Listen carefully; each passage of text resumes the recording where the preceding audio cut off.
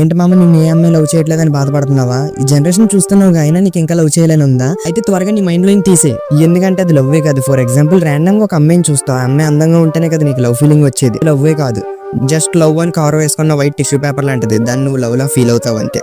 కొంతమంది ఉంటారు, మా ఫ్రెండ్కి అమ్మాయి సెట్ అయింది సో నాకు అమ్మాయి కావాలి. రే అదేమి 2 రూపీస్ చాక్లెట్ కాదురా బాబు, తింటే డైజెస్ట్ అవడానికి. నీ ఫ్రెండ్ కూడా మడ్డు గుడిస్తే గొడవని, ఇది నువ్వు గొడవలా ఏంటి? ఫర్ ఎగ్జాంపుల్ నీకు అమ్మాయి సెట్ అయ్యిందే అనుకుందాం.